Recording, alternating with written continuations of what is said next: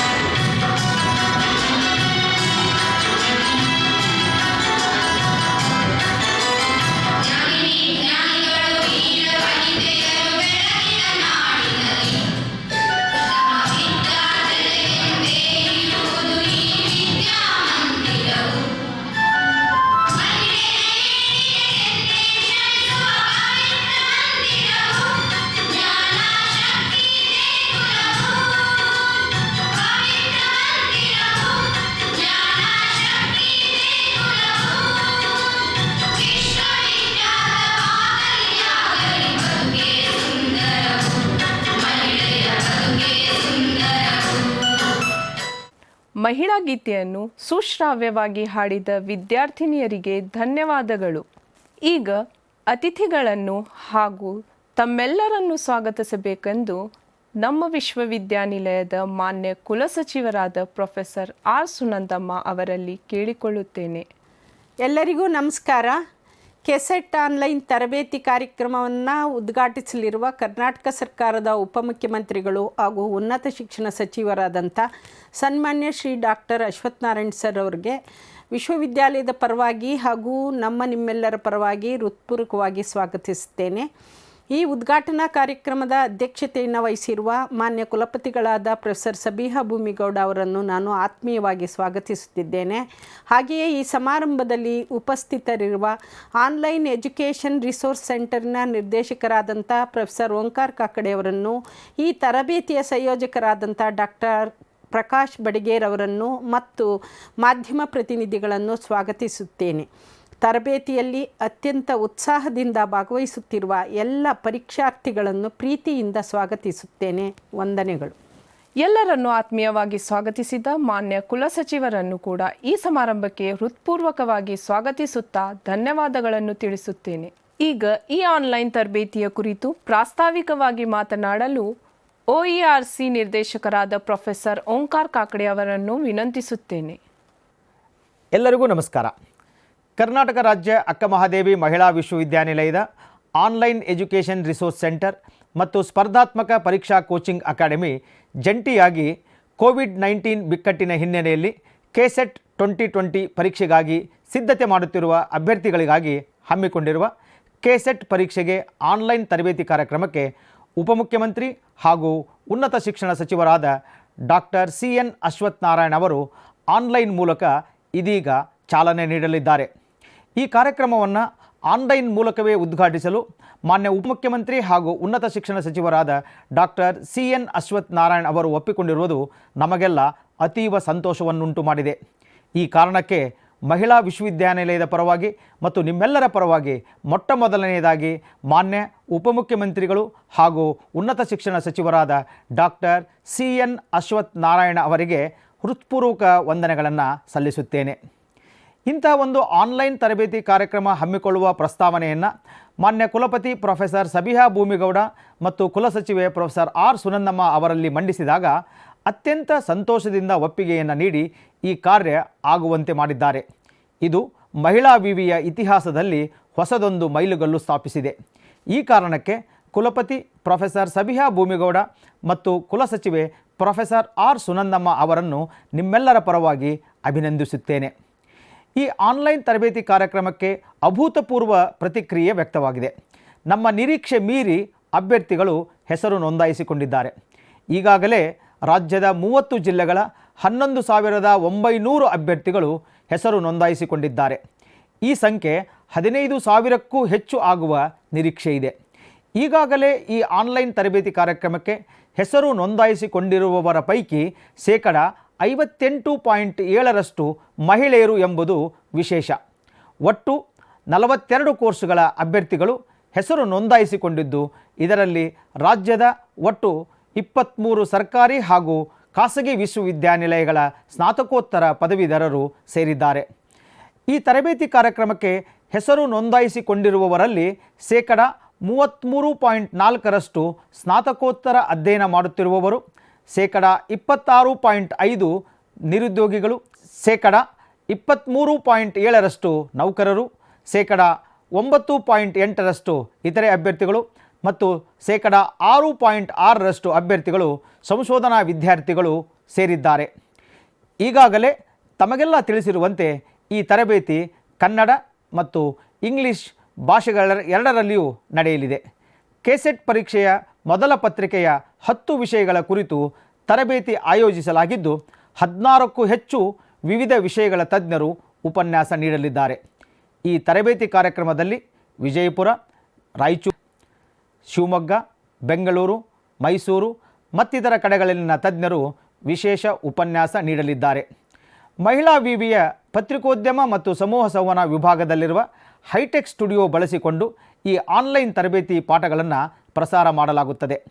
ಮಹಿಳಾ ವಿವಿಯ ಅಕ್ಕ TV ಯೂಟ್ಯೂಬ್ ನ್ಯೂಸ್ ಚಾನಲ್ ಹಾಗೂ ಫೇಸ್ಬುಕ್ ಲೈವ್ನಲ್ಲಿ ದಿನಾಂಕ 3/6/2020 ರಿಂದ 19/6/2020 ಪ್ರತಿದಿನ ಬೆಳಗ್ಗೆ 11 ರಿಂದ 12 ಗಂಟೆಯವರೆಗೆ ಹಾಗೂ ಸಂಜೆ 4 ರಿಂದ 5 ಗಂಟೆಯವರೆಗೆ ಮತ್ತು ರಾತ್ರಿ 7 ರಿಂದ 8 ಗಂಟೆಯವರೆಗೆ ಪ್ರಸಾರ ಮಾಡಲಾಗುತ್ತದೆ. ಈ ಆನ್ಲೈನ್ ತರಬೇತಿ ಕಾರ್ಯಕ್ರಮದ ಉದ್ಘಾಟನಾ ಕಾರ್ಯಕ್ರಮಕ್ಕೆ ಮತ್ತೊಮ್ಮೆ ತಮಗೆಲ್ಲ ಆದರದ ಸ್ವಾಗತವನ್ನು ಕೋರುತ್ತೇನೆ. ನಮಸ್ಕಾರ.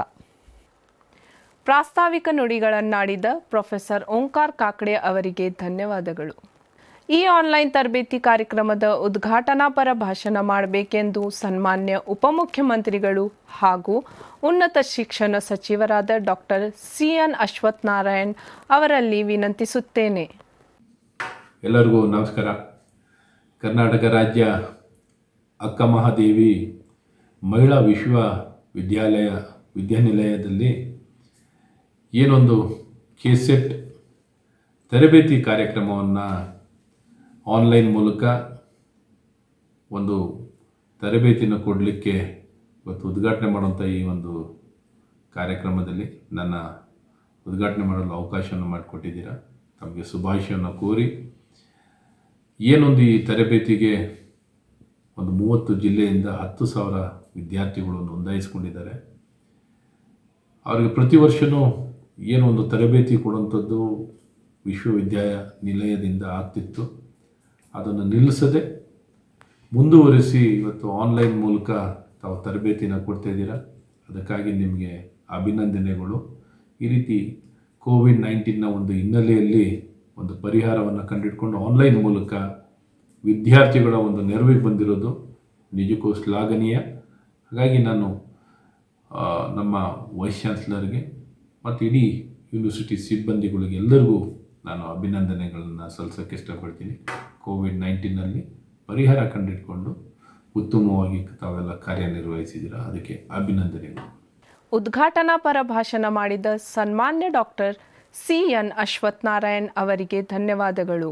ಈ ಉದ್ಘಾಟನಾ ಸಮಾರಂಭದ ಅಧ್ಯಕ್ಷೀಯ ನುಡಿಗಳನ್ನಾಡಬೇಕೆಂದು ನಮ್ಮ ಮಹಿಳಾ ವಿಶ್ವವಿದ್ಯಾನಿಲಯದ ಕುಲಪತಿಗಳಾದ ಪ್ರೊಫೆಸರ್ ಸಬಿಹಾ ಭೂಮಿಗೌಡ ಅವರನ್ನು ವಿನಂತಿಸುತ್ತೇನೆ. ಎಲ್ರಿಗೂ ನಮಸ್ಕಾರ. ಕರ್ನಾಟಕ ರಾಜ್ಯದ ಉಪಮುಖ್ಯಮಂತ್ರಿಗಳು ಹಾಗೂ ಉನ್ನತ ಶಿಕ್ಷಣ ಸಚಿವರಾದ ಸನ್ಮಾನ್ಯ ಡಾಕ್ಟರ್ CN ಅಶ್ವತ್ಥನಾರಾಯಣ್ ಅವರೇ, ವಿಶ್ವವಿದ್ಯಾನಿಲಯದ ಕುಲಸಚಿವರಾದ ಪ್ರೊಫೆಸರ್ R ಸುನಂದಮ್ಮ ಅವರೇ, ಪ್ರೊಫೆಸರ್ ಓಂಕಾರ್ ಕಾಕಡೆ ಅವರೇ, ಡಾಕ್ಟರ್ ಪ್ರಕಾಶ್ ಬಡಿಗೇರ್ ಅವರೇ ಹಾಗೂ ಪರೀಕ್ಷಾರ್ಥಿಗಳೇ, KSET ಪರೀಕ್ಷಾ ತರಬೇತಿಯ 17 ದಿನಗಳ ಕಾರ್ಯಾಗಾರಕ್ಕೆ ಕರ್ನಾಟಕದ ಮೂಲೆ ಮೂಲೆಗಳಿಂದ ನೋಂದಾವಣೆ ಮಾಡಿಕೊಂಡು ಇಲ್ಲಿ ಸೇರಿರುವ ಎಲ್ಲ ಅಭ್ಯರ್ಥಿಗಳಿಗೂ ಶುಭಾಶಯಗಳು. ನೀವು ನಮ್ಮ ವಿಶ್ವವಿದ್ಯಾನಿಲಯದ ಪರಿವಾರದ ಸದಸ್ಯರಾಗುತ್ತಿರುವುದು ಮತ್ತು ಅದಕ್ಕೆ ಅವಕಾಶ ಒದಗಿರುವುದು ಆಕಸ್ಮಿಕವಾದರೂ ತುಂಬ ಮಹತ್ತರವಾದ ಗಳಿಗೆ ಎಂದು ನಾನು ತಿಳಿದಿದ್ದೇನೆ. ಸಂಕಷ್ಟದ ಸಂದರ್ಭದಲ್ಲಿ ಹೇಳುವ ಮಾತೊಂದು ಈಗ ನನಗೆ ನೆನಪಾಗುತ್ತಿದೆ. ಒಂದು ಬಾಗಿಲು ಮುಚ್ಚಿತು ಎಂದು ಅಳುತ್ತಾ ಕೂತರೆ ತೆರೆದಿರುವ ಇನ್ನೊಂದು ಬಾಗಿಲು ಅರಿವಿಗೆ ಬರುವುದಿಲ್ಲ ಎಂಬುದೇ ಆ ಮಾತು. ಕೋವಿಡ್-19 ಸಂಕಷ್ಟದ ಕಾಲದಲ್ಲಿ ಈ ಮಾತಿನ ಅರ್ಥ ಇನ್ನಷ್ಟು ಹೆಚ್ಚುತ್ತದೆ. ಅದೇ ರೀತಿ ಎಂಥ ಬಿಕ್ಕಟ್ಟುಗಳು ಮನುಷ್ಯರನ್ನು ಹೊಸ ಶೋಧಕ್ಕೆ, ಸಾಧ್ಯತೆಯ ಹುಡುಕಾಟಕ್ಕೆ ಹಚ್ಚುತ್ತವೆ. ಅದು ಶಿಕ್ಷಣ ರಂಗದಲ್ಲಿ ಕೂಡ ನಿಜವಾಗಿದೆ. ವರ್ತಮಾನದ ಬಿಕ್ಕಟ್ಟುಗಳನ್ನು ಎದುರುಗೊಳ್ಳುವ ಹಲವು ದಾರುಗಳಲ್ಲಿ ಆನ್ಲೈನ್ ಸೆಮಿನಾರು, ಆನ್ಲೈನ್ ಕ್ಲಾಸುಗಳು ಹಾಗೂ ಆನ್ಲೈನ್ ತರಬೇತಿ ಕಾರ್ಯಾಗಾರಗಳು ಒಂದು ಬಗೆ ಎಂದು ನಾನು ಅಂದುಕೊಂಡಿದ್ದೇನೆ. ನಮ್ಮ ವಿಶ್ವವಿದ್ಯಾನಿಲಯವು ಹಿಂದಿನಿಂದಲೂ ವಿದ್ಯಾರ್ಥಿನಿಯರಿಗೆ KSET, ನೆಟ್, JRF ಪರೀಕ್ಷೆಗಳಿಗೆ ತರಬೇತಿಯನ್ನು ನಡೆಸಿಕೊಂಡು ಬರ್ತಾ ಇತ್ತು. ಇದರ ಫಲವಾಗಿ ಅನೇಕರು ಈ ಪರೀಕ್ಷೆಗಳಲ್ಲಿ ಉತ್ತೀರ್ಣರಾಗಿದ್ದಾರೆ. ಈ ಬಾರಿ ತರಬೇತಿ ಕಾರ್ಯಾಗಾರವನ್ನು ನಾವು ನಮ್ಮ ವಿಶ್ವವಿದ್ಯಾನಿಲಯದ ವಿದ್ಯಾರ್ಥಿಗಳಿಗೆ ಮಾತ್ರ ಸೀಮಿತವಾಗಿಸದೆ ಆಸಕ್ತ ಎಲ್ಲರಿಗೂ ವಿಸ್ತರಿಸುವ ಯೋಜನೆಯನ್ನು ಸಿದ್ಧಗೊಳಿಸಿದೆವು. ಅದಕ್ಕೆ ಬಂದ ಸ್ಪಂದನೆ ನಮಗೆ ತುಂಬ ಸಂತೋಷವನ್ನು ತಂದಿದೆ. ರಾಜ್ಯದ ಎಲ್ಲ ಜಿಲ್ಲೆಗಳಿಂದ 11,900ರಷ್ಟು ಅಭ್ಯರ್ಥಿಗಳು ಈ ತರಬೇತಿ ಕಾರ್ಯಾಗಾರಕ್ಕೆ ನೋಂದಾವಣೆ ಮಾಡಿಕೊಂಡಿರುವುದೇ ಈ ಕಾರ್ಯದ ಮಹತ್ವ ಮತ್ತು ಅಗತ್ಯವನ್ನು ಸೂಚಿಸುತ್ತದೆ. ಇಂತಹ ಆನ್ಲೈನ್ ತರಬೇತಿಯನ್ನು ಕರ್ನಾಟಕ ಸರ್ಕಾರದ ಉಪಮುಖ್ಯಮಂತ್ರಿಗಳು ಹಾಗೂ ಉನ್ನತ ಶಿಕ್ಷಣ ಸಚಿವರೂ ಆಗಿರುವ ಸನ್ಮಾನ್ಯ ಡಾಕ್ಟರ್ CN ಅಶ್ವತ್ಥನಾರಾಯಣ್ ಅವರು ಉದ್ಘಾಟಿಸಿರುವುದು ನಮಗೆ ತುಂಬ ಸಂತೋಷ ಮತ್ತು ಹೆಮ್ಮೆಯ ಸಂಗತಿ. ಅವರು ನಮ್ಮ ವಿಶ್ವವಿದ್ಯಾನಿಲಯದ ಕುರಿತು ಹೊಂದಿರುವ ಆಸ್ಥೆಯ ದ್ಯೋತಕವಾಗಿ ಇದನ್ನು ನಾನು ಪರಿಭಾವಿಸಿದ್ದೇನೆ. ಆನ್ಲೈನ್ ಶಿಕ್ಷಣದ ಪರಿಮಿತಿಗಳು ಏನೇ ಇದ್ದರೂ ಏಕಕಾಲದಲ್ಲಿ ಕರ್ನಾಟಕದ 11,000ಕ್ಕೂ ಅಧಿಕ ಸಂಖ್ಯೆಯ ಅಭ್ಯರ್ಥಿಗಳು ತರಬೇತಿಯ ಪ್ರಯೋಜನಕ್ಕೆ ಭಾಜನರಾಗಿರುವುದು ದೊಡ್ಡ ವಿಷಯ. ಈ ಮೂಲಕ ಅಕ್ಕಮಹಾದೇವಿ ಮಹಿಳಾ ವಿಶ್ವವಿದ್ಯಾನಿಲಯದ ಕುಟುಂಬದ ಸದಸ್ಯರಾಗಲು ಬಂದಿರುವ ನಿಮಗೆ ಹಾರ್ದಿಕ ಶುಭಾಶಯಗಳು. ಇಂತಹ ಒಂದು ಯೋಚನೆ ಮತ್ತು ಯೋಜನೆಯನ್ನು ಕಾರ್ಯಗತ ಮಾಡಲು ಅವಿಶ್ರಾಂತವಾಗಿ ದುಡಿದವರು ವಿಶ್ವವಿದ್ಯಾನಿಲಯದ ಆನ್ಲೈನ್ ಎಜುಕೇಷನ್ ಸೆಂಟರ್ ಮತ್ತು ಸ್ಪರ್ಧಾತ್ಮಕ ಪರೀಕ್ಷಾ ಕೋಚಿಂಗ್ ಅಕಾಡೆಮಿಯ ಸಂಯೋಜಕರು, ನಿರ್ದೇಶಕರು ಮತ್ತು ಸಿಬ್ಬಂದಿಗಳು. ಬಹುಮುಖ್ಯವಾಗಿ ಈ ತರಬೇತಿಯನ್ನು ಅಕ್ಕ TV ನ್ಯೂಸ್ ಚಾನೆಲ್ ಮತ್ತು ಫೇಸ್ಬುಕ್ ಮೂಲಕ ನಿಮಗೆ ತಲುಪಿಸುತ್ತಿರುವ OERC ವಿಭಾಗದ ಅಧ್ಯಕ್ಷರಾದ ಪ್ರೊಫೆಸರ್ ಓಂಕಾರ್ ಕಾಕಡೆ ಅವರಿಗೆ ಮತ್ತು ಅವರ ಕ್ರಿಯಾಶೀಲ ತಂಡಕ್ಕೆ ಹಾಗೂ ಡಾಕ್ಟರ್ ಪ್ರಕಾಶ್ ಬಡ್ಗೇರ್ ಅವರಿಗೆ ವಿಶ್ವವಿದ್ಯಾನಿಲಯದ ಪರವಾಗಿ ಅಭಿನಂದನೆಗಳು. ಈ ಕಾರ್ಯಾಗಾರ ನಿಮ್ಮೆಲ್ಲರಿಗೂ ಉಪಯುಕ್ತವಾಗಲಿ ಎನ್ನುವುದನ್ನು ಹೇಳ್ತಾ ನಿಮ್ಮೆಲ್ಲರಿಗೂ ಮತ್ತೊಮ್ಮೆ ಶುಭಾಶಯಗಳನ್ನು ಕೋರುತ್ತೇನೆ. ನಮಸ್ಕಾರ. ಅಧ್ಯಕ್ಷೀಯ ನುಡಿಗಳನ್ನಾಡಿದ ಕುಲಪತಿಗಳಾದ ಪ್ರೊಫೆಸರ್ ಸಬಿಹಾ ಭೂಮಿಗೌಡ ಅವರಿಗೆ ಧನ್ಯವಾದಗಳು. ಕಾರ್ಯಕ್ರಮದ ಕೊನೆಯ ಘಟ್ಟ ವಂದನಾರ್ಪಣೆ. ಇದನ್ನು ನೆರವೇರಿಸಿಕೊಳ್ಳಬೇಕೆಂದು ಈ ತರಬೇತಿಯ ಸಂಯೋಜಕರಾದ ಡಾಕ್ಟರ್ ಪ್ರಕಾಶ್ ಬಡಿಗೇರ್ ಅವರಲ್ಲಿ ಕೇಳಿಕೊಳ್ಳುತ್ತೇನೆ. ಎಲ್ರಿಗೂ ನಮಸ್ಕಾರ. ಈ ಆನ್ಲೈನ್ ತರಬೇತಿ ಕಾರ್ಯಕ್ರಮವನ್ನು ಉದ್ಘಾಟಿಸಿದ ಸನ್ಮಾನ್ಯ ಉಪಮುಖ್ಯಮಂತ್ರಿಗಳು ಹಾಗೂ ಉನ್ನತ ಶಿಕ್ಷಣ ಸಚಿವರಾದ ಡಾಕ್ಟರ್ CN ಅಶ್ವತ್ಥನಾರಾಯಣ್ ಅವರಿಗೆ ವಿಶ್ವವಿದ್ಯಾನಿಲಯದ ಪರವಾಗಿ ಹಾಗೂ ನಿಮ್ಮೆಲ್ಲವರ ಪರವಾಗಿ ಧನ್ಯವಾದಗಳನ್ನು ಅರ್ಪಿಸುತ್ತೇನೆ. ಈ ಉದ್ಘಾಟನಾ ಕಾರ್ಯಕ್ರಮದ ಘನ ಅಧ್ಯಕ್ಷತೆಯನ್ನು ವಹಿಸಿರುವಂತಹ ನಮ್ಮೆಲ್ಲರ ನೆಚ್ಚಿನ ಕುಲಪತಿಗಳಾದ ಪ್ರೊಫೆಸರ್ ಸಬಿಹಾ ಭೂಮಿಗೌಡ ಮೇಡಮ್ ಇವರಿಗೂ ಕೂಡ ಧನ್ಯವಾದಗಳನ್ನು ಅರ್ಪಿಸ್ತೇನೆ. ಈ ಸಮಾರಂಭದಲ್ಲಿ ಉಪಸ್ಥಿತರಿರುವ ಮಾನ್ಯ ಕುಲಸಚಿವರಾದ ಪ್ರೊಫೆಸರ್ ಆರ್ ಸುನಂದಮ್ಮ ಇವರಿಗೂ ಕೂಡ ಧನ್ಯವಾದಗಳನ್ನು ಅರ್ಪಿಸುತ್ತೇನೆ. ಹಾಗೆಯೇ ಸಮಾರಂಭದಲ್ಲಿರುವ OERC ನಿರ್ದೇಶಕರಾದ ಪ್ರೊಫೆಸರ್ ಓಂಕಾರ ಕಾಕಡೆ ಅವರಿಗೂ ಕೂಡ ಧನ್ಯವಾದಗಳನ್ನು ಅರ್ಪಿಸ್ತೇನೆ. ಹಾಗೆಯೇ ಸಮಾರಂಭದಲ್ಲಿರುವ ಮಾಧ್ಯಮ ಪ್ರತಿನಿಧಿಗಳು ಅವರಿಗೂ ಕೂಡ ಧನ್ಯವಾದಗಳನ್ನು ಅರ್ಪಿಸ್ತೇನೆ. ಈ ತರಬೇತಿಯ ಕೇಂದ್ರ ಬಿಂದುಗಳಾದ ಎಲ್ಲ ಅಭ್ಯರ್ಥಿಗಳಿಗೆ ವಿಶ್ವವಿದ್ಯಾಲಯದ ಪರವಾಗಿ ಹೃತ್ಪೂರ್ವಕವಾಗಿರುವಂತಹ ಧನ್ಯವಾದಗಳನ್ನು ಅರ್ಪಿಸ್ತೇನೆ. ನಮಸ್ಕಾರ. ಈಗ ಉದ್ಘಾಟನಾ ಸಮಾರಂಭ ಮುಕ್ತಾಯವಾಯಿತು. ಈಗ ಆನ್ಲೈನ್ ತರಬೇತಿಯ ಸ್ಥೂಲ ಚಿತ್ರಣವನ್ನು ನೀಡಲು ಡಾಕ್ಟರ್ ವಿಷ್ಣು ಶಿಂಧೆ ಅವರಲ್ಲಿ ಕೇಳಿಕೊಳ್ಳುತ್ತೇನೆ. ನಮಸ್ಕಾರ. ಎಲ್ಲ ಕೆಸೆಟ್ ಸ್ಪರ್ಧಾರ್ಥಿಗಳಿಗೆ ನಾನು ಕರ್ನಾಟಕ ರಾಜ್ಯ ಅಕ್ಕ ಮಹಾದೇವಿ ಮಹಿಳಾ ವಿಶ್ವವಿದ್ಯಾನಿಲಯದ ಪರವಾಗಿ ಆತ್ಮೀಯವಾದಂಥ ಸ್ವಾಗತವನ್ನು ಕೋರುತ್ತೇನೆ. ತಾವೆಲ್ಲರೂ ತುಂಬ ಉತ್ಸುಕರಾಗಿ ಈ ಆನ್ಲೈನ್ ಕೆಸೆಟ್ ತರಬೇತಿಗೆ ದಾಖಲು ಮಾಡಿಕೊಂಡಿದ್ದೀರಾ. ತಮಗೆಲ್ಲ ಶುಭ ಹಾರೈಸ್ತಾ ಮತ್ತೊಂದು ಸಾರಿ ತಮ್ಮೆಲ್ಲರನ್ನೂ ಕೂಡ ನಾನು ವಿಶ್ವವಿದ್ಯಾನಿಲಯದ ಪರವಾಗಿ ಸ್ವಾಗತವನ್ನು ಬಯಸ್ತೇನೆ. ಇಂದಿನ ಅವಧಿಯಲ್ಲಿ ಆತ್ಮೀಯರೇ, ಮೊದಲ ಪತ್ರಿಕೆ it's A common paper, teaching and research aptitude. This is first paper, this is common paper for all. ಈ ಪತ್ರಿಕೆಯಲ್ಲಿ ಇರುವಂತಹ ಅಧ್ಯಾಯಗಳ ಬಗ್ಗೆ ತಮಗೆ ಸಂಕ್ಷಿಪ್ತವಾಗಿ ವಿವರಗಳನ್ನು ನಾನು ನೀಡೋದಕ್ಕೆ ಇಷ್ಟಪಡ್ತೇನೆ. ಮುಂದಿನ ಅವಧಿಗಳಲ್ಲಿ ಬೇರೆ ಬೇರೆ ಅಧ್ಯಾಯಗಳನ್ನು ಬೇರೆ ಬೇರೆ ಸಂಪನ್ಮೂಲ ವ್ಯಕ್ತಿಗಳು ತಮ್ಮ ಮುಂದೆ ವಿಷಯಗಳನ್ನು ತೆಗೆದುಕೊಂಡು ಬರ್ತಾ ಇದ್ದಾರೆ. ಈ ಅವಧಿಯಲ್ಲಿ ಮೊದಲ ಪತ್ರಿಕೆ ಕಾಮನ್ ಪತ್ರಿಕೆ ಆದಂಥ ಟೀಚಿಂಗ್ ಆ್ಯಂಡ್ ರಿಸರ್ಚ್ ಅಪ್ಟಿಟ್ಯೂಡ್, ಇದರಲ್ಲಿ ಬರುವ 10 ಅಧ್ಯಾಯಗಳು ಇದರಲ್ಲಿ ಇವೆ. 10 units are there and all those 10 units I will be discussing you in very brief manner. ಈ ಕಂಟೆಂಟ್ ಆಸ್ಪೆಕ್ಟ್ಸನ್ನು ನಾನು ಸಂಕ್ಷಿಪ್ತವಾಗಿ ತಮ್ಮ ಮುಂದೆ ನೀಡೋದಕ್ಕೆ ಇಷ್ಟಪಡ್ತೇನೆ. ಸ್ಪರ್ಧಾರ್ಥಿಗಳೇ, ತಾವು ಈ ಅರ್ಹತಾ ಪರೀಕ್ಷೆಯನ್ನು ಪಾಸು ಮಾಡುವ ಮೂಲಕ ಪದವಿ ಕಾಲೇಜುಗಳಿಗೆ, ವಿಶ್ವವಿದ್ಯಾನಿಲಯಗಳಿಗೆ, ಉನ್ನತ ಶಿಕ್ಷಣ ಕೇಂದ್ರಗಳಿಗೆ ಅಧ್ಯಾಪಕರಾಗಲಿಕ್ಕೆ ಅರ್ಹತೆಯನ್ನು ಪಡ್ಕೊಳ್ತೀರಿ. ಈ ಒಟ್ಟು ಪತ್ರಿಕೆಯಲ್ಲಿರುವ 10 ಅಧ್ಯಾಯಗಳು ಒಬ್ಬ ಆರಂಭಿಕ ಅಧ್ಯಾಪಕನಿಗೆ ಇರಬೇಕಾದಂತಹ ವೃತ್ತಿ ಅರ್ಹತೆಯನ್ನು ಪರೀಕ್ಷೆ ಮಾಡುವ ದೃಷ್ಟಿಯಿಂದ ಸಿದ್ಧಪಡಿಸಿದಂಥ ಪಠ್ಯಕ್ರಮ. ಇದನ್ನು UGC ಅವರು ನಿಗದಿಪಡಿಸಿದ್ದಾರೆ. ಅದನ್ನೇ ರಾಷ್ಟ್ರಾದ್ಯಂತ ಈ UGC ನೆಟ್ ಪರೀಕ್ಷೆ ಮತ್ತು ಕೆಸೆಟ್ ಪರೀಕ್ಷೆಗಳಲ್ಲಿ ಅಳವಡಿಸಲಾಗುತ್ತೆ. ಇದರಲ್ಲಿ ಯಾವ ಬದಲಾವಣೆಗಳು ಇರುವುದಿಲ್ಲ. ಹಾಗಾಗಿ ಈ ಪರೀಕ್ಷೆಯನ್ನು ಯಶಸ್ವಿಯಾಗಿ ತಾವು ಪಾಸ್ ಮಾಡಬೇಕಾದರೆ, if you want to clear this test, eligibility test, you have to prepare thoroughly for this given units. ಈ ಅಧ್ಯಾಯಗಳನ್ನು ತಾವು ಬಹಳ ಆಳವಾಗಿ ಅಭ್ಯಾಸ ಮಾಡಬೇಕಾಗುತ್ತೆ. ಪ್ರತಿ 10 ಈ ಅಧ್ಯಾಯಗಳ ಮೇಲೆ ಪ್ರಶ್ನೆಗಳನ್ನು ನಿಗದಿಪಡಿಸ್ತಾರೆ ಮತ್ತು ಆ ಪ್ರಶ್ನೆಗಳನ್ನು ತಾವು ಉತ್ತರಿಸಬೇಕಾಗುತ್ತೆ. ಈಗ ನಾವು 1ನೇ ಅಧ್ಯಾಯವನ್ನು ನೋಡೋಕ್ಕಿಂತ ಮುಂಚೆ ಈ ಟೀಚಿಂಗ್ ಆ್ಯಂಡ್ ರಿಸರ್ಚ್ ಅಪ್ಟಿಟ್ಯೂಡ್ ಏನು ಪತ್ರಿಕೆ ಇದೆ, ಇದಕ್ಕೆ ಇರುವಂಥ ಉದ್ದೇಶಗಳು ಏನು? The objective of this paper is to assess the teaching and research capabilities of candidates. ನೀವು ಅದನ್ನು ಸ್ಪಷ್ಟವಾಗಿ ತಿಳ್ಕೊಳ್ಬೇಕು. ತಾವೆಲ್ಲರೂ ಉನ್ನತ ಶಿಕ್ಷಣದಲ್ಲಿ ಅಧ್ಯಾಪಕರಾಗಿ ಸೇರ್ಪಡೆ ಆಗ್ತಾ ಇದ್ದೀರಿ, ಕಾಲೇಜುಗಳಿಗೆ ಅಧ್ಯಾಪಕರಾಗಿ ಸೇರ್ಪಡೆ ಆಗ್ತಾ ಇದ್ದೀರಿ. ಈ ಪತ್ರಿಕೆ, the main objective of this paper is to assess teaching and research capabilities. ನಿಮ್ಮಲ್ಲಿ ಇರುವಂತಹ ಬೋಧನಾ ಸಾಮರ್ಥ್ಯವನ್ನು ಅಳೆಯುವುದು, ನಿಮ್ಮಲ್ಲಿ ಇರುವಂತಹ ಸಂಶೋಧನಾ ಸಾಮರ್ಥ್ಯವನ್ನು ಅಳೆಯುವುದು ಈ ಪತ್ರಿಕೆಯ ಮುಖ್ಯ ಉದ್ದೇಶವಾಗಿದೆ. ಅದಷ್ಟೇ ಅಲ್ಲ, this test aims to assess teaching capabilities.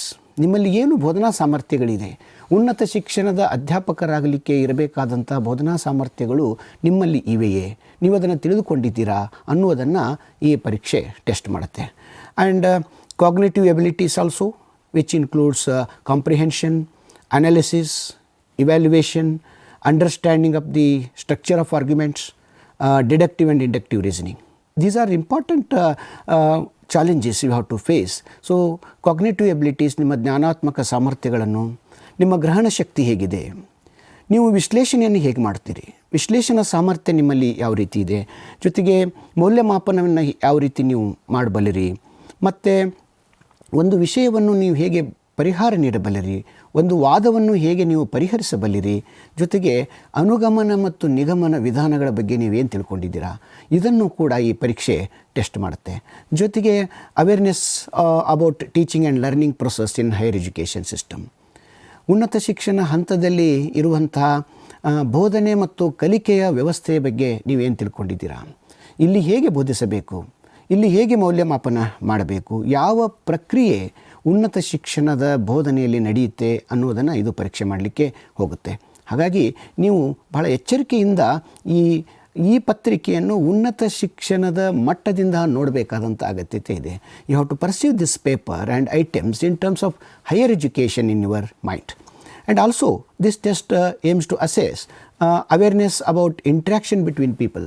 ಜನರ ನಡುವೆ ಇರುವಂಥ ಸಂಬಂಧಗಳನ್ನು ತಿಳುವಳಿಕೆ ನಿಮ್ಮ ಎಷ್ಟರ ಮಟ್ಟಿಗೆ ಇದೆ ಜನಮಾನಸದ ಬಗ್ಗೆ, then environment, natural resources and their impact on the quality of life.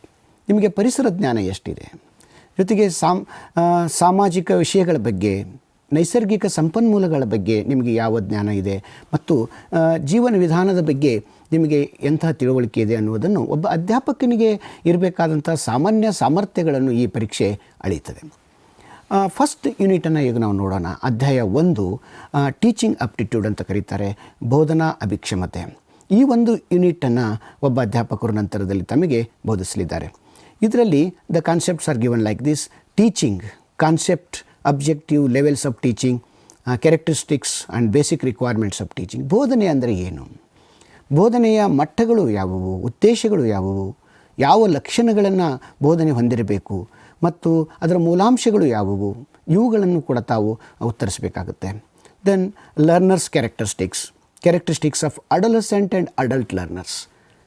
ಉನ್ನತ ಶಿಕ್ಷಣದಲ್ಲಿ ಬರುವಂಥ ವಿದ್ಯಾರ್ಥಿಗಳು ದೊಡ್ಡವರಾಗಿರ್ತಾರೆ, ಪ್ರೌಢರಾಗಿರ್ತಾರೆ, ಯುವಕರಾಗಿರ್ತಾರೆ. ಹಾಗಾಗಿ ಈ ಉನ್ನತ ಶಿಕ್ಷಣದಲ್ಲಿ ಬರುವ ಕಲಿಕಾರ್ಥಿಗಳ ಲಕ್ಷಣಗಳೇನಿದೆ, ಗುಣ ಸ್ವಭಾವಗಳು ಏನಿದೆ, ಅವರ ಅಕಾಡೆಮಿಕ್, ಸೋಷಿಯಲ್, ಎಮೋಷ್ನಲ್, ಕಾಗ್ನಿಟಿವ್, ಈ ಒಂದು ಕ್ಯಾರೆಕ್ಟರಿಸ್ಟಿಕ್ಸನ್ನು ಲಕ್ಷಣಗಳನ್ನು ತಮ್ಮ ಹತ್ರ ಪರೀಕ್ಷೆ ಮಾಡಲಾಗುತ್ತೆ. And what are the individual differences they face, ಅವರಲ್ಲಿರುವಂಥ ವ್ಯಕ್ತಿ ಭಿನ್ನತೆಗಳು ಯಾವುವು, ಹೇಗೆ ನೀವು ಅವುಗಳನ್ನು ಉತ್ತರಿಸಬಲ್ಲಿರಿ ಅನ್ನೋದು ಕೂಡ ಇಲ್ಲಿ ಬರುತ್ತೆ. Factors affecting teaching related to teacher, learner, support material, instructional facilities, learning environment and institution. ಬೋಧನೆ ಮತ್ತು ಕಲಿಕೆಯ ಮೇಲೆ ಪರಿಣಾಮ ಬೀರುವಂಥ ಅಂಶಗಳು ಯಾವ್ಯಾವುದು, ಅಧ್ಯಾಪಕ, ವಿದ್ಯಾರ್ಥಿ, ಕಲಿಕಾ ಸಾಮಗ್ರಿ ಮತ್ತು ಕಲಿಕಾ ಸಂಪನ್ಮೂಲ ಮತ್ತು ಕಲಿಕಾ ಪರಿಸರ, ಕಲಿಸುವ ಸಂಸ್ಥೆ, ಇವುಗಳ ಬಗೆಗೂ ಕೂಡ ನೀವು ಉನ್ನತ ಶಿಕ್ಷಣದಲ್ಲಿ ಬರುವವರು ತಿಳಿದುಕೊಂಡು ಉತ್ತರಿಸಬೇಕಾಗುತ್ತೆ. And then very important is methods of teaching in the higher learning. ಉನ್ನತ ಹಂತದಲ್ಲಿ ಬೋಧಿಸುವ ಬೋಧನಾ ವಿಧಾನಗಳು ಯಾವುವು, ಅದರಲ್ಲಿ teacher centred, learner centred methods ಅಂತ ಇದೆ, ಆಫ್ಲೈನ್, ಆನ್ಲೈನ್ ಮೆಥಡ್ಸ್ ಅಂತ ಇದೆ, ಜೊತೆಗೆ ಸ್ವಯಂಪ್ರಭಾ, ಮೂಕ್, ಈ ಥರ and modern ICT based teaching methods. ಈ ಉನ್ನತ ಶಿಕ್ಷಣದಲ್ಲಿ ಬರುವಂಥ ಅಧ್ಯಾಪಕರಿಗೆ ಈ ಉನ್ನತ ಶಿಕ್ಷಣ ಹಂತದಲ್ಲಿ ಬೋಧಿಸುವ ಬೋಧನಾ ವಿಧಾನಗಳು ಯಾವುವು, ಇದರಲ್ಲಿ ಅಧ್ಯಾಪಕ, ವಿದ್ಯಾರ್ಥಿ ಮತ್ತು ಆನ್ಲೈನ್ ಬೋಧನಾ ವಿಧಾನಗಳು, ಜೊತೆಗೆ ಕೇಂದ್ರ ಸರ್ಕಾರ ಮಾಡಿಕೊಟ್ಟಿರುವಂಥ ಹಲವು ಬೋಧನಾ ಸಂಪನ್ಮೂಲಗಳು ಮತ್ತು ಆಧುನಿಕ ICTಯ ಬಗೆಗೆ ನಿಮಗೆ ಪ್ರಶ್ನೆಗಳು ಇರ್ತವೆ ಅನ್ನೋದನ್ನು ತಾವು ಗಮನದಲ್ಲಿ ಇಟ್ಕೋಬೇಕು. ಈ 1ನೇ ಅಧ್ಯಾಯದಲ್ಲಿ ಇವ್ಯಾಲ್ಯೂಯೇಷನ್ ಸಿಸ್ಟಮ್ ಬಗ್ಗೆ ಕೂಡ ಕಾನ್ಸೆಪ್ಟ್ಸ್ ಇದೆ. So what is evaluation system, elements and types of evaluation, and what is choice based credit system in higher education, CBCS ಅಂತ ಕರಿತೀವಿ. ಇದರೆಲ್ಲ ಇದು ಕಂಪ್ಯೂಟರ್ ಬೇಸ್ಡ್ ಟೆಸ್ಟಿಂಗ್, ಇನ್ನೋವೇಷನ್ಸ್ ಇನ್ ಇವ್ಯಾಲ್ಯೂಯೇಷನ್, ಇದೆಲ್ಲ ಹೊಸ ಪರಿಕ್ರಮಗಳನ್ನು ತಾವು ಸಿದ್ಧಗೊಳಿಸ್ಕೊಳ್ಬೇಕಾಗುತ್ತೆ. ಆ ಮೂಲಕ ತಾವು ಟೀಚಿಂಗ್ ಅಪ್ಟಿಟ್ಯೂಡನ್ನು ಸಾಧಿಸ್ಬೋದು. ಆತ್ಮೀಯರೇ, 2ನೇ ಅಧ್ಯಾಯ ರಿಸರ್ಚ್ ಅಪ್ಟಿಟ್ಯೂಡ್ ಅಂತ ಕರೀತಾರೆ. ಈ ನಿಮಗೆ ಸಂಶೋಧನಾ ಅಭಿಕ್ಷಮತೆ, because you are coming to higher education and you must possess ability, competencies and the skills of handling research at higher education. ಆದ್ದರಿಂದ ಸಂಶೋಧನೆ ಅಂದರೆ ಏನು, ಸಂಶೋಧನೆಯ ಅರ್ಥ, ವಿಧಗಳು, ಲಕ್ಷಣಗಳು ಮತ್ತು ಹೇಗೆ ಸಂಶೋಧನೆಯ ವಿಧಾನಗಳನ್ನು ತಾವು ಅಳವಡಿಸ್ಕೊಳ್ಬೇಕು, ಇವುಗಳ ಬಗ್ಗೆ ಸೈದ್ಧಾಂತಿಕವಾದಂಥ ಪ್ರಶ್ನೆಗಳನ್ನು ಕೇಳಲಾಗುತ್ತೆ. Then what are the methods of research, ವಿಧಾನಗಳು ಯಾವುದು, ಸಂಶೋಧನಾ ವಿಧಾನಗಳು, ಅದರಲ್ಲಿ experimental, descriptive, historical, qualitative and quantitative methods. ಪ್ರತಿಯೊಂದು ಈ ವಿಧಾನಗಳ ಬಗ್ಗೆ ಆಳವಾದಂತಹ ಜ್ಞಾನವನ್ನು ತಾವು ಪಡಿಬೇಕಾಗುತ್ತೆ ಮತ್ತು ಪ್ರಶ್ನೆಗಳು ಯಾವ ಹಂತದಿಂದಲಾದರೂ ಬರಲಿಕ್ಕೆ ಸಾಧ್ಯ ಇದೆ. ಆಳವಾದ ವಿಷಯ ತಿಳುವಳಿಕೆ ಭಾಳ ಮಹತ್ವ. ಜೊತೆಗೆ ಸ್ಟೆಪ್ಸ್ ಆಫ್ ರಿಸರ್ಚ್ ಅಂತ ಇದೆ. ಈ ಸಂಶೋಧನೆಯನ್ನು ನೀವು ಕೈಗೊಳ್ಳಬೇಕಾದ್ರೆ ಯಾವ ಹಂತಗಳಲ್ಲಿ ಕೈಗೊಳ್ತೀರಿ ಅವುಗಳ ಬಗ್ಗೆ ಕೂಡ, ಆ ಹಂತಗಳ ಬಗ್ಗೆ ಕೂಡ ತಮಗೆ ಪ್ರಶ್ನೆಗಳು ಬರ್ಬೋದು. Then thesis and article writing ಅಂತ ಇದೆ. ಥೀಸಿಸನ್ನು ಬರೆಯೋದು, ಮಹಾಪ್ರಬಂಧಗಳ ರಚನೆ, ಲೇಖನಗಳನ್ನು ಬರೆಯುವಂಥದ್ದು, format and styles of referencing, ಹೇಗೆ ನೀವು ರೆಫರೆನ್ಸನ್ನು ಬರಿತೀರಿ, and application of ICT in research and research ethics. ಇತ್ತೀಚೆಗೆ UGC ಅವರು ಕೂಡ ರಿಸರ್ಚ್ ಎಥಿಕ್ಸ್ನ ಒಂದು ಡಾಕ್ಯುಮೆಂಟನ್ನು ಬಿಡುಗಡೆ ಮಾಡಿದ್ದಾರೆ. ಇವುಗಳ ಬಗ್ಗೆ ಕೂಡ ತಾವು ಕೂಲಂಕುಷವಾಗಿ ತಿಳ್ಕೊಳ್ಬೇಕಾಗುತ್ತೆ ಮತ್ತು ಉತ್ತರಿಸಬೇಕಾಗುತ್ತೆ. Then unit number 3 it's about comprehension. ನಿಮ್ಮಲ್ಲಿ ಗ್ರಹಣ ಸಾಮರ್ಥ್ಯ ಎಷ್ಟರ ಮಟ್ಟಿಗೆ ಇದೆ.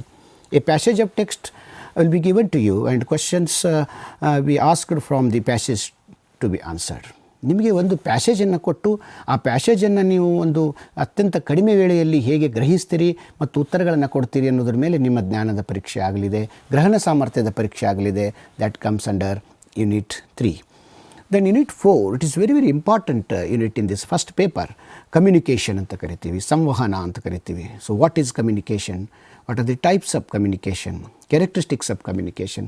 ಸಂವಹನ ಅಂದರೆ ಏನು, ಸಂವಹನದ ವಿಧಾನಗಳು ಯಾವುವು, ವಿಧಗಳು ಯಾವುವು, ಮತ್ತು ಸಂವಹನದ ಲಕ್ಷಣ ಏನು, and what is effective communication, ಪರಿಣಾಮಕಾರಿ ಸಂವಹನ ಅಂದರೆ ಏನು, ವರ್ಬಲ್ ಆ್ಯಂಡ್ ನಾನ್ ವರ್ಬಲ್, ಶಾಬ್ದಿಕ ಅಶಾಬ್ದಿಕ ಸಂವಹನ ಅಂದರೆ ಏನು, inter cultural and group communications.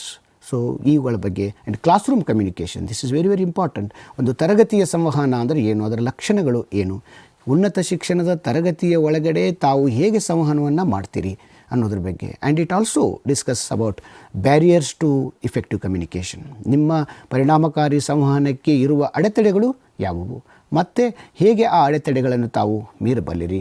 Then mass media and society, this is also important part of unit 4 communication. ಸಮೂಹ ಮಾಧ್ಯಮಗಳು ಮತ್ತು ಸಮಾಜ.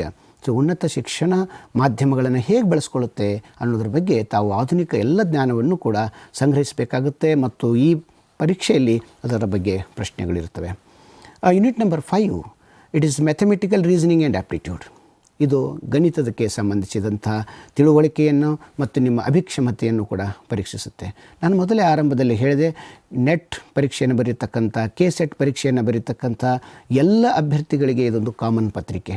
ತಾವು ಯಾವ್ಯಾವ ವಿಷಯದ ಅಭ್ಯರ್ಥಿಯಾಗಿರ್ಬೋದು, ಕನ್ನಡದವರು ಆಗಿರ್ಬೋದು, ವಿಜ್ಞಾನದವರಾಗಿರ್ಬೋದು, ಮಾಧ್ಯಮದವರು ಆಗಿರ್ಬೋದು, ಸಮಾಜ ವಿಜ್ಞಾನ ಆಗಿರ್ಬೋದು, ಯಾವುದೇ ವಿಷಯದವರಾದರೂ ಕೂಡ ತಾವು ಈ 10 ಕ್ಷೇತ್ರಗಳ ಬಗ್ಗೆ ಒಂದು ಕಾಮನ್ ಆದಂಥ ಜ್ಞಾನವನ್ನು ಪಡೆದುಕೊಳ್ಬೇಕಾಗಿದೆ.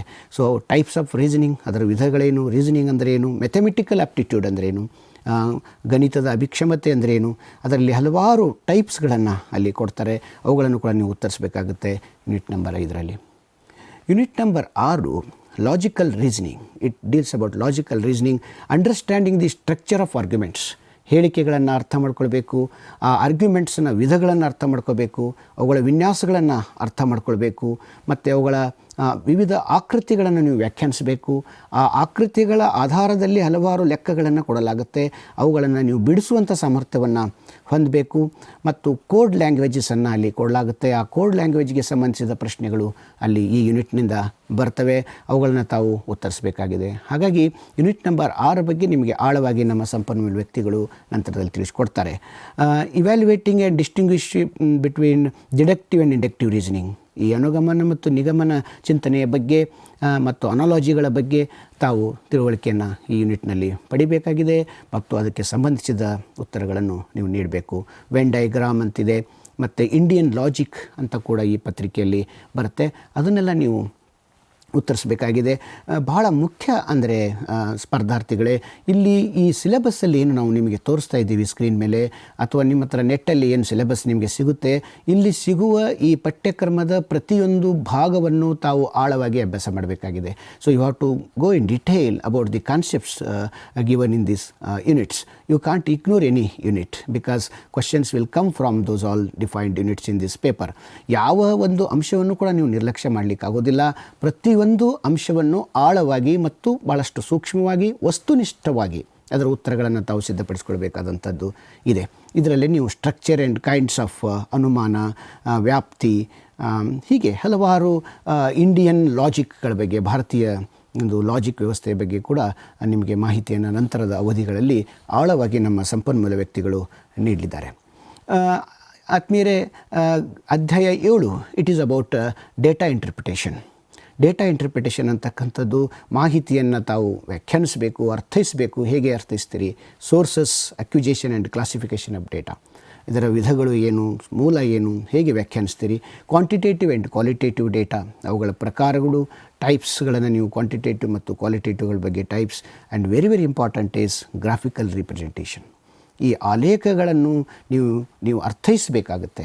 ಅದರಲ್ಲಿ ವಿವಿಧ ಆಲೇಖಗಳನ್ನು ನೀಡಲಾಗುತ್ತೆ. Bar chart, histogram, pie chart, table chart, line chart, ಹೀಗೆ ಹಲವಾರು ಮ್ಯಾಪಿಂಗ್ ಆಫ್ ಡೇಟಾ ಅಂತ ಹೇಳಿ ಕರೀತಾರೆ. ಇವುಗಳ ಬಗ್ಗೆ ತಾವು ಯಾವ ಸ್ನಾತಕೋತ್ತರ ಪದವಿಯನ್ನು ಪಡೆದವರೇ ಆಗಿರಬಹುದು, ತಾವು ಇವುಗಳ ಬಗ್ಗೆ ಮಾಹಿತಿಯನ್ನು ಪಡ್ಕೊಳ್ಬೇಕು. ಈ ಥರದ ತರಗತಿಯ ಮೂಲಕ ಕಲ್ತ್ಕೋಬೇಕು ಮತ್ತು ಸಂಪನ್ಮೂಲ ವ್ಯಕ್ತಿಗಳು ಕೊಡುವ ಉದಾಹರಣೆಗಳನ್ನು ತಿಳಿದುಕೊಂಡು ಅದೇ ರೀತಿಯ ಹಲವು ಉದಾಹರಣೆಗಳನ್ನು ಬಿಡಿಸಿ ತಾವು ತಮ್ಮ ಸಾಮರ್ಥ್ಯವನ್ನು ಮನನ ಮಾಡಿಕೊಳ್ಬೇಕಾದಂಥ ಅಗತ್ಯತೆ ತುಂಬ ಇದೆ. ಜೊತೆಗೆ ಡೇಟಾ ಇಂಟರ್ಪ್ರಿಟೇಷನ್, ಒಂದು ಅಂಕಿಅಂಶವನ್ನು, ನೀವು ದತ್ತಾಂಶವನ್ನು ಹೇಗೆ ವ್ಯಾಖ್ಯಾನಿಸ್ತೀರಿ ಅನ್ನುವ ಬಗ್ಗೆ ನಿಮ್ಮನ್ನು ಪರೀಕ್ಷೆ ಮಾಡಲಾಗುತ್ತೆ. ಸೊ ಪ್ರತಿಯೊಬ್ಬ ಉನ್ನತ ಶಿಕ್ಷಣದಲ್ಲಿ ಅಧ್ಯಾಪಕನಾಗಿ ಬರ್ತಕ್ಕಂಥವರಿಗೆ ಈ ಮಟ್ಟದ, ಕನಿಷ್ಠ ಮಟ್ಟದ ಒಂದು ಸಾಮರ್ಥ್ಯ, ದತ್ತಾಂಶಗಳನ್ನು ವ್ಯಾಖ್ಯಾನಪಡಿಸುವಂಥ ಸಾಮರ್ಥ್ಯ ಇರಬೇಕಾದದ್ದು ಅಗತ್ಯ. ಹಾಗಾಗಿ ಈ ನೆಟ್ ಪರೀಕ್ಷೆಯಲ್ಲಿ ನಿಮಗೆ ಡೇಟಾ ಇಂಟರ್ಪ್ರಿಟೇಷನ್ ಬಗ್ಗೆ ಹಲವಾರು ಅಂಶಗಳು ಬರಲಿದೆ. And also data and governance, ಹೇಗೆ ಅದನ್ನು ನೀವು ಆಡಳಿತದಲ್ಲಿ ಬಳಸ್ಕೊಳ್ತೀರಿ, ನಿರ್ವಹಿಸ್ತೀರಿ ಅನ್ನೋದ್ರ ಬಗ್ಗೆ ಕೂಡ ಪ್ರಶ್ನೆಗಳನ್ನು ಕೇಳಲಾಗುತ್ತೆ. Unit 8 deals with information and communication technology. ಇದು ಬಹಳ ಮುಖ್ಯವಾದಂಥ ಒಂದು ಘಟಕ ಈ 1ನೆಯ ಪತ್ರಿಕೆಯಲ್ಲಿ ನಿಮಗಿದೆ ಆತ್ಮೀಯರೇ. ಇದರಲ್ಲಿ ನೀವು what is ICT, information communication technology ಅಂದರೆ ಏನು, and general abbreviations of that and the terminology of that we will discuss, and basics of internet, ಇಂಟರ್ನೆಟ್ನ ಮೂಲಾಂಶಗಳು, intranet, email, audio and video conferencing. ಪ್ರತಿ ಕಾನ್ಸೆಪ್ಟ್ಸ್ ಏನಿದೆ ಇಲ್ಲಿ ಡಿಫೈನ್ ಮಾಡಿದಂಥ concepts ಏನಿದೆ, if you say internet and intranet, there is the difference, ಅದನ್ನು ನೀವು ತಿಳ್ಕೊಳ್ಬೇಕಾಗುತ್ತೆ. ಜೊತೆಗೆ ಇಮೇಲ್ ಅಂದರೆ ಏನು, what is audio and video conferencing, audio conferencing ಅಂದ್ರೇನು, ಧ್ವನಿ ಸಮ್ಮೇಳನ ಅಂದ್ರೇನು, ಅಥವಾ ವಿಡಿಯೋ ಕಾನ್ಫರೆನ್ಸಿಂಗ್ ಅಂದ್ರೇನು, ದೃಶ್ಯ ಸಮ್ಮೇಳನ ಅಂದ್ರೇನು, ಅವುಗಳ ಲಕ್ಷಣಗಳೇನು, ಈ ಪ್ರತಿಯೊಂದು ಕಾನ್ಸೆಪ್ಟ್ ಏನು ಇಲ್ಲಿ ಡಿಫೈನ್ ಮಾಡಿದ್ದಾರೆ ಅವುಗಳ ಬಗ್ಗೆ ತಾವು ಮಾಹಿತಿಯನ್ನು ಸಂಗ್ರಹಿಸಬೇಕು. ಅದು ಏನು ಅಂತ ಹೇಳಿ ತಾವು ತಳಸ್ಪರ್ಶಿಯಾಗಿ ತಿಳ್ಕೊಳ್ಬೇಕಾಗುತ್ತೆ. ಈ ನೆಟ್ ಪರೀಕ್ಷೆಯಲ್ಲಿ ಸುಮ್ಮನೆ ಸರಳ ಒಂದು ಪ್ರಶ್ನೆಯನ್ನು ಕೊಡಲಿಕ್ಕೆ ಆಗೋದಿಲ್ಲ. ಅಲ್ಲಿ ಕೊಟ್ಟಂಥ ಪರಿಕಲ್ಪನೆಯ ಬಗ್ಗೆ ಒಬ್ಬ ಅಭ್ಯರ್ಥಿಯಾಗಿ ನಿಮಗೆ ಆಳವಾದ ಜ್ಞಾನ ಇದ್ದರೆ ಮಾತ್ರ ನೀವು ಸರಿ ಉತ್ತರವನ್ನು ನೀವು ಪರೀಕ್ಷೆಯಲ್ಲಿ ದಾಖಲಿಸೋಕ್ಕೆ ಸಾಧ್ಯ ಆಗುತ್ತೆ. ಆದ್ದರಿಂದ ತಾವು ಗಮನ ಇಟ್ಟು ಇಲ್ಲಿ ಕೊಟ್ಟಿರುವಂಥ ಈ ಪರಿಕಲ್ಪನೆಗಳನ್ನು ಗಮನಿಸಬೇಕು. ಬಹಳ ಮುಖ್ಯವಾಗಿ today you have to understand about digital initiatives in higher education. Our higher education is moving towards digital higher education today. We are moving from traditional higher education to digitalized higher education today. So ಇವತ್ತು ಉನ್ನತ ಶಿಕ್ಷಣ ಸಾಂಪ್ರದಾಯಿಕವಾದ ಶಿಕ್ಷಣದ ಕ್ರಮದಿಂದ digital ಉನ್ನತ ಶಿಕ್ಷಣವಾಗಿ ಮುಂದುವರಿತಾ ಇರುವ ಸಂದರ್ಭದಲ್ಲಿ ಈ ಡಿಜಿಟಲೈಜೇಷನ್ನ ಭಾಗವಾಗಿ ಉನ್ನತ ಶಿಕ್ಷಣದಲ್ಲಿ ಯಾವ್ಯಾವ ಅಂಶಗಳು ಬಂದಿದೆ, ಯಾವ್ಯಾವುದು ನಮ್ಮಲ್ಲಿ ಬಳಕೆ ಆಗ್ತಾ ಇದೆ, ಅವುಗಳ ಪರಿಕಲ್ಪನೆಯ ಬಗ್ಗೆ ನಿಮಗೆ ಪ್ರಶ್ನೆಗಳನ್ನು ಕೇಳ್ತಾರೆ. ಈ ಅವಧಿಯಲ್ಲಿ ನಮ್ಮ ಸಂಪನ್ಮೂಲ ವ್ಯಕ್ತಿಗಳು ನಿಮಗೆ ಯಾವ್ಯಾವ ಡಿಜಿಟಲ್ ಇನಿಷಿಯೇಟಿವ್ಸನ್ನು, ಸೌಲಭ್ಯಗಳನ್ನು ಈ ಉನ್ನತ ಶಿಕ್ಷಣದಲ್ಲಿ ತರಲಾಗಿದೆ ಅನ್ನೋದರ ಬಗ್ಗೆ ನಿಮಗೆ ಹೇಳಿಕೊಡಲಾಗುತ್ತೆ. ಆದ್ದರಿಂದ ICT ಆ್ಯಂಡ್ ಗವರ್ನೆನ್ಸ್ ಅಂತೇಳಿ ಕರಿತೀವಿ. ಈ ICTಯನ್ನು ಕೇವಲ ಬೋಧನೆಗೆ ಬಳಸಬೇಕಾ, ಮತ್ತು ಇದರ ಇತರ ಮುಖಗಳು ಏನು, ಉನ್ನತ ಶಿಕ್ಷಣದಲ್ಲಿ ICTಯ ಸಾಧ್ಯತೆಗಳೇನು ಅನ್ನೋದ್ರ ಬಗ್ಗೆ ಈ ಯೂನಿಟ್ನಲ್ಲಿ ಅಭ್ಯಾಸ ಮಾಡಬೇಕಾಗುತ್ತೆ. ಅಭ್ಯರ್ಥಿಗಳೇ, unit 9 deals with people, development and environment. ನೀವು ಬರೀ ಬೋಧನೆ, ಕಲಿಕೆ, ಮೌಲ್ಯಮಾಪನ, ICT ಇಷ್ಟೇ ಜ್ಞಾನ ಹೊಂದಿದರೆ ಸಾಲದು. ತಮಗೆ ಈ ಸಮುದಾಯದ ಬಗ್ಗೆ, ಜನಸಮುದಾಯದ ಬಗ್ಗೆ, ಅವುಗಳ ವಿಕಾಸದ ಬಗ್ಗೆ, ನೀವು ವಾಸಿಸುತ್ತಿರುವ ಪರಿಸರದ ಜ್ಞಾನವೂ ಕೂಡ ಅಗತ್ಯ. ಹಾಗಾಗಿ ಈ ಅಧ್ಯಾಯ 9 ಈ ಜನಜೀವನ, ಬೆಳವಣಿಗೆ ಮತ್ತು ನಮ್ಮ ಪರಿಸರದ ಬಗ್ಗೆ ನಿಮಗೆ ಹಲವಾರು ಪ್ರಶ್ನೆಗಳನ್ನು ಇಲ್ಲಿ ಕೇಳಲಾಗುತ್ತೆ. ಸೊ ಈ ಭಾಗದಲ್ಲಿ you will discuss about development and environment, ಬೆಳವಣಿಗೆ ಮತ್ತು ಪರಿಸರ, millennium development and sustainable development goals ಅಂತ ಇದೆ. ಇದು ಬಹಳ ಹೊಸದಾಗಿ ಬಂದಿರುವಂಥ ಪರಿಕಲ್ಪನೆಗಳು.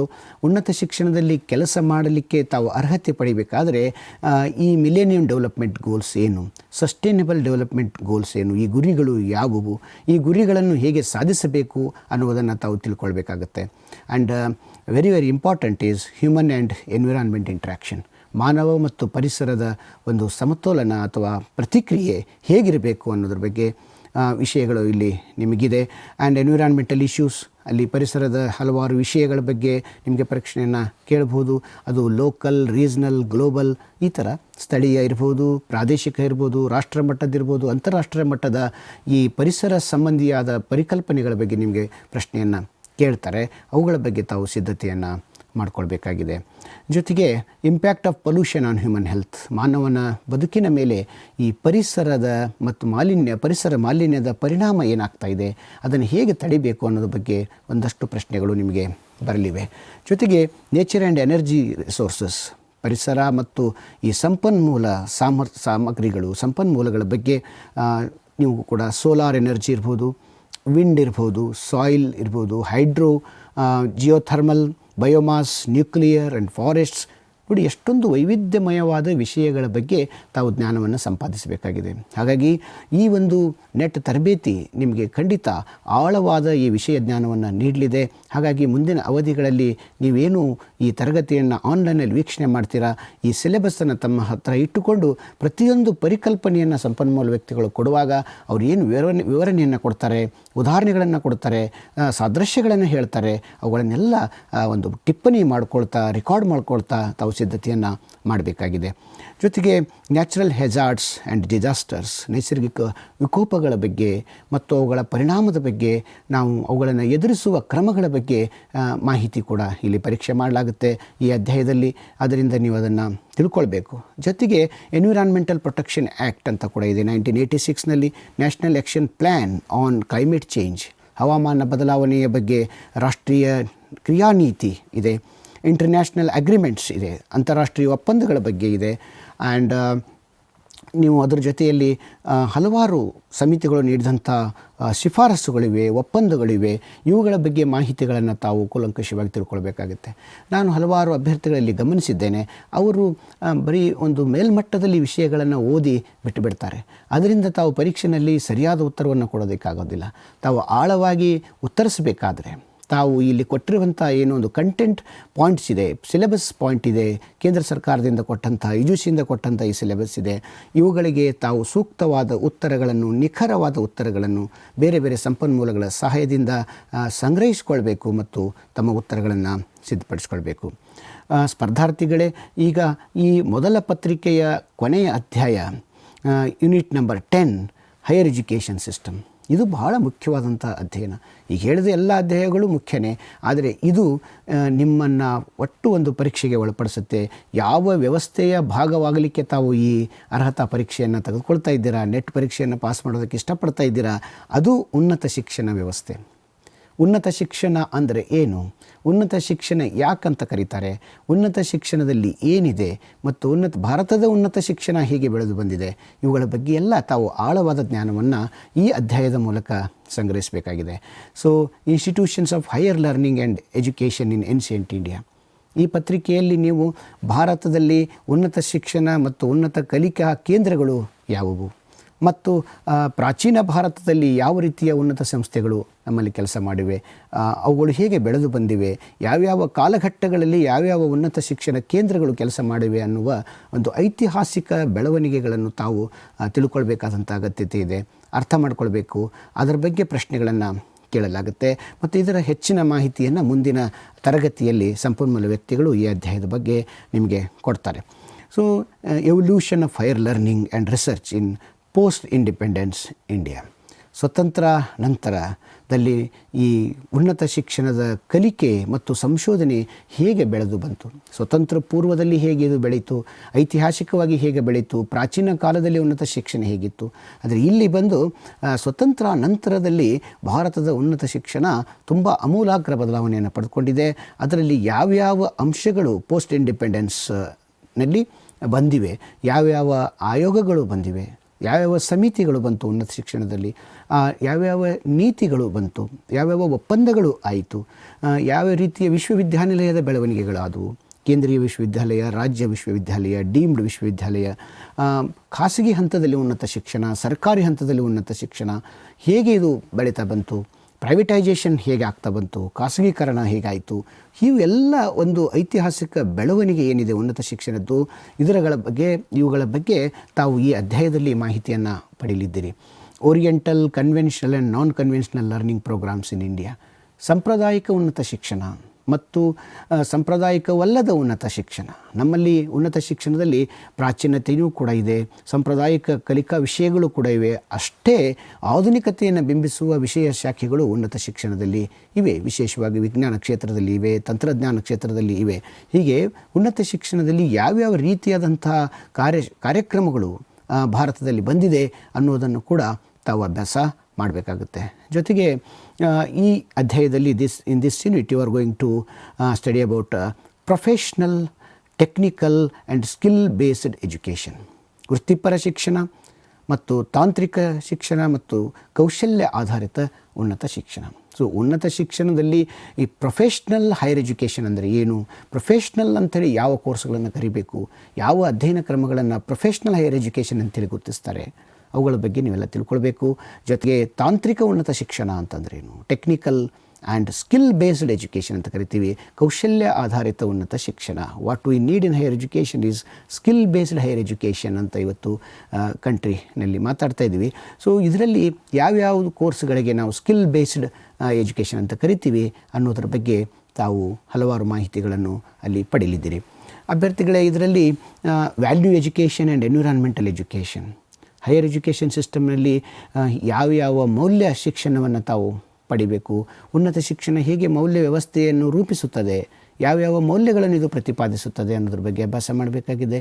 ಪರಿಸರದ ಬಗ್ಗೆ ಉನ್ನತ ಶಿಕ್ಷಣದಲ್ಲಿ ಹೇಗೆ ಉಪಕ್ರಮಗಳನ್ನು ಅಳವಡಿಸಿದ್ದಾರೆ ಅನ್ನೋದ್ರ ಬಗ್ಗೆ ಕೂಡ ತಾವು ಅಭ್ಯಾಸ ಮಾಡಬೇಕಾಗಿದೆ. ಜೊತೆಯಲ್ಲಿ ಈ ಅಧ್ಯಾಯದಲ್ಲಿ ಅಂತಿಮವಾಗಿ ಉನ್ನತ ಶಿಕ್ಷಣದ ಪಾಲಿಸೀಸ್, ಗವರ್ನೆನ್ಸ್ ಆ್ಯಂಡ್ ಅಡ್ಮಿನಿಸ್ಟ್ರೇಷನ್, ಇಲ್ಲಿ 3 ಪದಗಳನ್ನು ನೀಡಲಾಗಿದೆ. ಇವುಗಳ ವಿವರವಾದ ಚರ್ಚೆ ಮುಂದಿನ ಸೆಷನ್ಗಳಲ್ಲಿ, ಅವಧಿಗಳಲ್ಲಿ ನಿಮಗೆ ಕೇಳಕ್ಕೆ ಸಿಗುತ್ತೆ. ಅದರ ಒಂದು ಸಂಕ್ಷಿಪ್ತ ನಿಮಗೆ ಅವಲೋಕನವನ್ನು ಕೊಡೋ ಸಂದರ್ಭದಲ್ಲಿ ಉನ್ನತ ಶಿಕ್ಷಣದಲ್ಲಿ ಜಾರಿಯಾಗಿರುವ ವಿವಿಧ ನೀತಿಗಳು ಯಾವುವು, ಉನ್ನತ ಶಿಕ್ಷಣಕ್ಕೆ ಸಂಬಂಧಿಸಿದಂತೆ ಹಲವಾರು ನೀತಿಗಳು ನಮ್ಮಲ್ಲಿ ಬಂದಿವೆ, ಹಲವಾರು ಮಾರ್ಪಾಡುಗಳು ನಮ್ಮಲ್ಲಿ ಬಂದಿವೆ, ಹಲವಾರು ಸುಧಾರಣೆಗಳು ಬಂದಿವೆ, ಕಮಿಟಿಗಳು ಬಂದಿದೆ, ಆಯೋಗಗಳು ಬಂದಿದೆ, ಕಮಿಷನ್ಸ್ ಬಂದಿದೆ, ಒಪ್ಪಂದಗಳು ಬಂದಿದೆ. ಇವುಗಳನ್ನೆಲ್ಲ ನಾವು ಪಾಲಿಸೀಸ್ ಅಂತೇಳಿ ಕರಿತೀವಿ. ಅಲ್ಲಿ ನೀವು ತಿಳಿಬೇಕು ಇನ್ನು ಗವರ್ನೆನ್ಸ್ ಆ್ಯಂಡ್ ಅಡ್ಮಿನಿಸ್ಟ್ರೇಷನ್, ಇದನ್ನು ಉನ್ನತ ಶಿಕ್ಷಣವನ್ನು ಹೇಗೆ ಆಡಳಿತ ಮಾಡಬೇಕು, ಹೇಗೆ ನಿರ್ವಹಣೆ ಮಾಡಬೇಕು, ಮತ್ತು ಒಂದು ಉನ್ನತ ಶಿಕ್ಷಣದ ಆಡಳಿತ ವ್ಯವಸ್ಥೆ ಹೇಗೆ ರೂಪಿತವಾಗಿರುತ್ತೆ, ಅದು ರಾಷ್ಟ್ರ ಮಟ್ಟದಲ್ಲಿ, ಅದು ರಾಜ್ಯ ಮಟ್ಟದಲ್ಲಿ ಮತ್ತು ಸಂಸ್ಥಾ ಮಟ್ಟದಲ್ಲಿ ಉನ್ನತ ಶಿಕ್ಷಣದ ಆಡಳಿತ ವ್ಯವಸ್ಥೆ ಇರುತ್ತೆ. ಒಂದು ವಿಶ್ವವಿದ್ಯಾಲಯ ಅಂತ ತೆಗೆದುಕೊಂಡರೆ ವಿಶ್ವವಿದ್ಯಾನಿಲಯದಲ್ಲಿ ಒಂದು ಆಡಳಿತವನ್ನು ಒಂದು ಶ್ರೇಣೀಕೃತವಾಗಿ ಜೋಡಿಸಲಾಗಿರುತ್ತೆ. ಅವುಗಳ ಪ್ರತಿಯೊಂದು ಹಂತಗಳನ್ನು ಕೂಡ ನೀವು ಈ ಸೆಷನ್ನಲ್ಲಿ ಮುಂದಿನ ಅವಧಿಯಲ್ಲಿ ಈ ವಿಷಯ ಬಂದಾಗ ನಿಮಗೆ ಸಂಪನ್ಮೂಲ ವ್ಯಕ್ತಿಗಳು ಆಳವಾಗಿ ತಿಳಿಸಿಕೊಡ್ತಾರೆ. ಹೀಗೆ ಈ 10 ಅಧ್ಯಾಯಗಳಲ್ಲಿ ತಾವು ಆಳವಾಗಿ ಒಂದೊಂದು ಅಧ್ಯಾಯವನ್ನು ಬಹಳಷ್ಟು ಕೂಲಂಕಷವಾಗಿ ಅಭ್ಯಾಸ ಮಾಡಬೇಕಾಗಿದೆ. ತಮ್ಮ ಸ್ನಾತಕೋತ್ತರ ಹಿನ್ನೆಲೆಯ ಆಧಾರದ ಮೇಲೆ ತಮಗೆ ಕೆಲವು ಅಧ್ಯಾಯಗಳು ಸುಲಭ ಅನಿಸ್ಬಿಡ್ತವೆ, ತಮಗೆ ಕೆಲವು ಅಧ್ಯಾಯಗಳು ಕಠಿಣ ಅನಿಸ್ಬೋದು. ಉದಾಹರಣೆಗೆ ಶಿಕ್ಷಣಶಾಸ್ತ್ರದ ಸ್ನಾತಕೋತ್ತರ ತಾವು ಆಗಿದ್ದರೆ, MEd ತಾವು ಮಾಡಿದರೆ ತಮಗೆ 10ನೇ ಅಧ್ಯಾಯ ಸುಲಭ ಅನಿಸ್ಬಿಡುತ್ತೆ.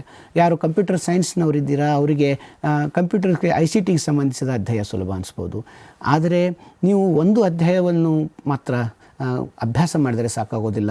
ಇದು ನಾನು ಮೊದಲೇ ಹೇಳಿದೆ, ಮತ್ತೆ ಹೇಳ್ತಾ ಇದ್ದೇನೆ, ಇದು ಎಲ್ಲ ಅಭ್ಯರ್ಥಿಗಳಿಗೆ ಒಂದು ಕಾಮನ್ ಪೇಪರ್ ಆಗಿರುವುದರಿಂದ ತಾವು 10 ಅಧ್ಯಾಯಗಳ ಬಗ್ಗೆ ಕೂಲಂಕಷವಾಗಿ ಅಂಕಗಳನ್ನು ಗಳಿಸಬೇಕು, ನಿಖರವಾದ ಉತ್ತರಗಳನ್ನು ಕೊಡಬೇಕು ಮತ್ತು ಇಂಗ್ಲೀಷ್ ಮತ್ತು ಕನ್ನಡದ ಸಂಪನ್ಮೂಲಗಳನ್ನು ತಾವು ಸಂಗ್ರಹಿಸಿಕೊಂಡು ಈ ಸಿರೀಸ್ನಲ್ಲಿ ಈ ಒಂದು ನಮ್ಮ ಆನ್ಲೈನ್ ಕ್ಲಾಸ್ನಲ್ಲಿ ಬರುವಂಥ ಎಲ್ಲ ತರಗತಿಗಳನ್ನು ತಾವು ತದೇಕ ಚಿತ್ತದಿಂದ ಕೇಳಬೇಕು, ಭಾಗವಹಿಸಬೇಕು ಮತ್ತು ಅದರ ಲಾಭವನ್ನು ಪಡ್ಕೊಳ್ಬೇಕು ಅಂತ ಹೇಳ್ತಾ ಇಂದಿನ ಈ ಕೋರ್ಸ್ ಇಂಟ್ರೊಡಕ್ಷನ್ ಸೆಷನನ್ನು ಇಲ್ಲಿಗೆ ಮುಗಿಸ್ತಾ ಇದ್ದೇನೆ. ನಮಸ್ಕಾರ.